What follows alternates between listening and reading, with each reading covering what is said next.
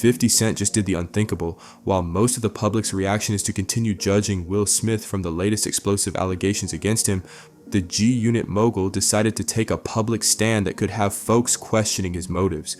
But was his defense an act of genuine, old-school loyalty, or a cold business move designed to save a multi-million-dollar movie project he's been banking on? You see, the details emerging from this new legal battle aren't just potentially career-ending if they turn out to be true. They're downright chilling. We're talking about a lawsuit filed early this month in LA, where former tour violinist Brian King Joseph is leveling intense claims that sound like the kind of shady things we've been hearing back to back about Hollywood of late. We're talking about grooming, bizarre hotel room intrusions, and a mysterious figure known only as Stone F. While the internet is debating the validity of these spine-chilling claims, 50 Cent is doing what he does best, disrupting the narrative. He didn't just offer a polite comment, he went for the jugular, dismissing the accuser as a fool who's just looking for a payday. A sentiment that isn't far-fetched considering all he has is his word for the time being. But as more documents leak and we learn about the strange items left behind in a Las Vegas hotel room, including a bottle of HIV medication that didn't belong to the victim, people are starting to wonder if 50 is on the right side of things this time. Is he protecting a friend, or is he helping to silence a voice that's trying to expose a much larger, darker pattern in the industry? This is the story of how a dream comeback tour turned into a legal nightmare, and why 50 Cent thinks the world is being played. For those who don't know, it all started back in late 2024, when Brian King Joseph, the world-renowned violinist who captivated millions as a finalist on America's Got Talent, was handpicked for what seemed like the opportunity of a lifetime. Will Smith was planning his massive 2025 based on a true story global tour, his first major musical comeback in decades, and he wanted Brian to be a centerpiece of the show. For Brian, this was the ultimate validation, the ultimate opportunity. He wasn't just another hired hand, he was being treated like a protege, a rising star personally mentored by one of the biggest icons in Hollywood history. But according to the legal documents filed in LA, that special connection wasn't exactly what it seemed. Brian claims that from their very first meeting in San Diego, the dynamic felt different from what he expected. The lawsuit alleges that Will began spending an unusual amount of time alone with him, reportedly telling Brian, "You and I have such a special connection that I don't have with anyone else." At first, Brian took it as a compliment from a legend, but looking back now, the lawsuit describes these moments as the beginning of a calculated grooming and priming process. And Brian alleges he was being conditioned for further bedroom fun exploitation, led to believe that his professional success was tied directly to this exclusive private bond with Will. He was even promised a spot on Will's upcoming album, further cementing the idea that they were a duo in his eyes. But as the tour moved into its high-stakes Las Vegas leg in March 2025, the mentorship took a sharp, terrifying turn. The lines between a professional working environment and an allegedly predatory atmosphere began to blur, leading to a series of events that would eventually blow the doors off the Smith family's carefully reconstructed public image. Well, actually at this point we can all agree that image is virtually crumbling. The tour had just rolled into Las Vegas in March 2025, a city where privacy is already a luxury, but for Brian King Joseph, his hotel room was supposed to be his only safe space, his sanctuary if you will. That changed in an instant. According to the lawsuit, Brian returned to his room after a long rehearsal to find that the sanctity of his space had been violated.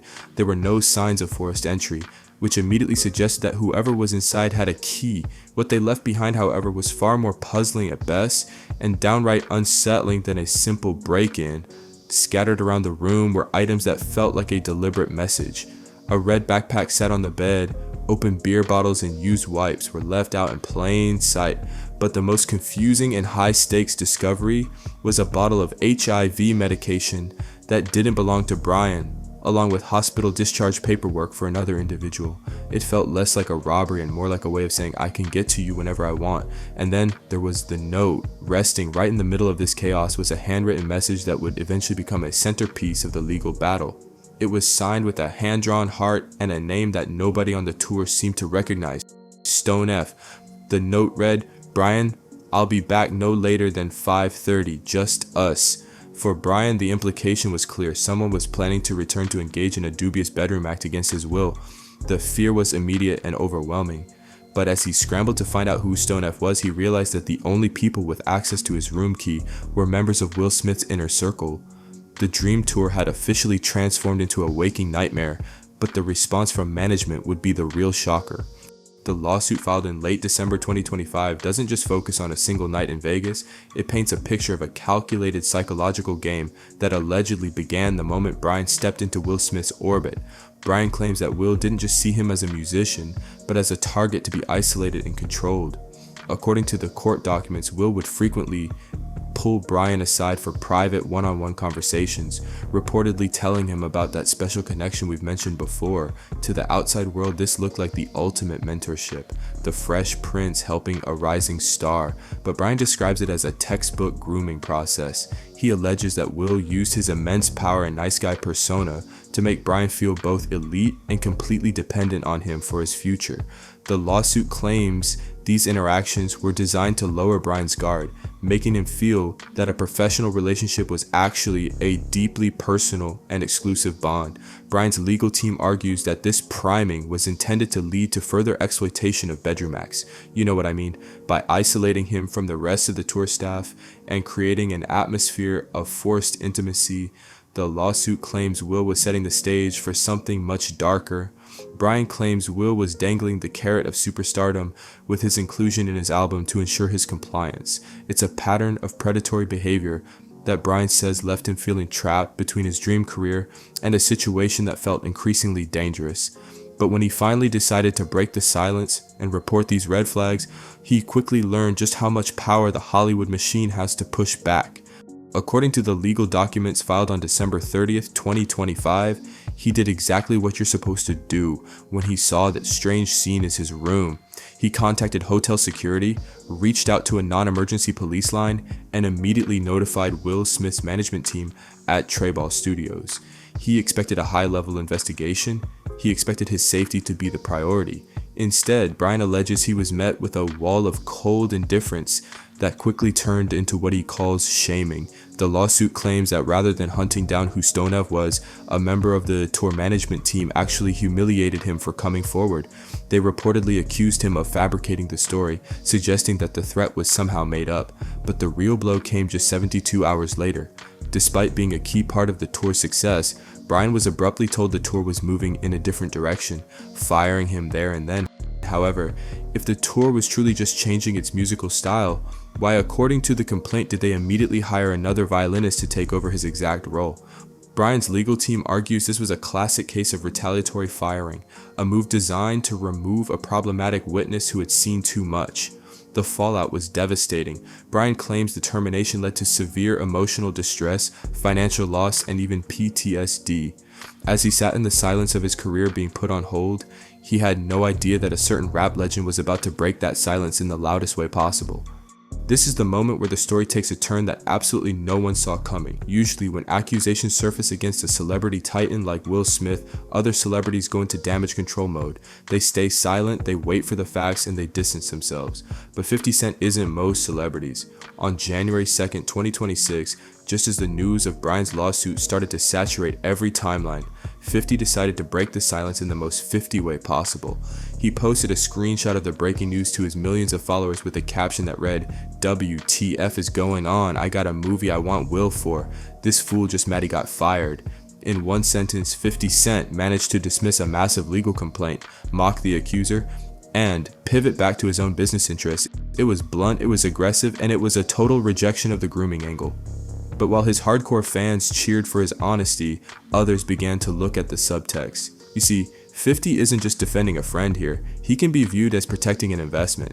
He's been very vocal about wanting to cast Will Smith in an upcoming production, possibly a lead role in his expanding G-Unit film and television empire. By labeling the lawsuit a payday attempt, 50 is essentially trying to clear the path for his own project. He's telling the world that this lawsuit is nothing more than an ish show designed to distract from Will's big 2026 comeback. But this defense has put 50 in a strange position. This is the same man who has spent the last year relentlessly exposing figures for similar power dynamic allegations.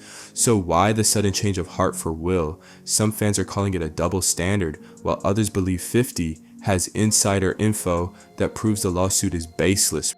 Regardless of his intent, 50 has now officially inserted himself into this story, and his no-filter commentary is making it impossible for people to ignore. The reason 50's defense could cause such a massive divide isn't just because of this lawsuit, it's because of the timing. You see, the name Will Smith has been surfacing in some very questionable headlines lately. Just a month before Brian King Joseph filed his complaint, another storm was brewing. A man named Bilal Salam, better known as Brother Bilal, made waves by filing a $3 million lawsuit against Jada, claiming he was threatened after trying to share personal business about the couple's private lives, while the Smiths have categorically denied those claims, labeling Bilal an opportunist. Brian's lawsuit adds another layer of legal weight to the conversation. We're no longer just talking about rumors on a podcast, we're talking about a formal legal filing in a California court that describes a specific traumatic series of events. When Brian mentions predatory behavior and grooming, fans can't help but draw comparisons to the headlines we've seen regarding Diddy and the darker side of Hollywood power dynamics. The question everyone is asking is, who is Stone F? Was this a random intruder, or as the lawsuit suggests, was it someone with exclusive access provided by the tour's inner circle? 50, who has spent the last 2 years exposing industry giants for similar power tripping, is now being accused of a massive double standard. By standing firmly in Will's corner, 50 is betting his reputation on the idea that this is just another shakedown. But if the court finds that there's truth to the Stone F mystery, 50's movie project might be the least of his worries. The public perception of the Smith family as the perfect Hollywood dynasty is hanging by a thread that keeps getting thinner and thinner. And if this trial goes the wrong way, it could be the final straw on Will's reputation. As we move further into 2026, Will Smith's road to redemption has never looked more uphill. While 50 is betting his upcoming movie project on the idea that this lawsuit is just a payday attempt, the specific, disturbing details of that Las Vegas hotel room continue to haunt the headlines of this story.